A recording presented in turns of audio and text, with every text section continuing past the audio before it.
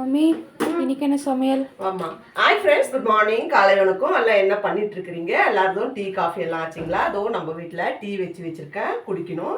அதுக்கு முன்னாடி நேற்று நைட்டு ஃபிஷ் எடுத்தேன்னு சொல்லியிருக்கேன் இல்லையா?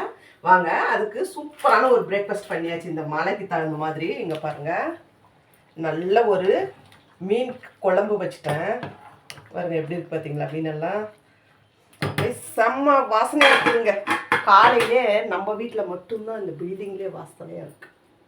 அதுக்கு இங்கே பாருங்கள், பிரேக்ஃபாஸ்ட்டுக்கு நல்ல ஒரு ராகி களிங்க, இந்த ஒரு உருண்டை களி வச்சு நல்லா ஒரு குழம்பு ஊற்றி ஒரு 5-6 பீஸ் மீனை போட்டு சாப்பிட்டா ஆஹா, வேறு எதுவுமே வேண்டாம், அதுவே போதும்னு சொல்லுவாங்க.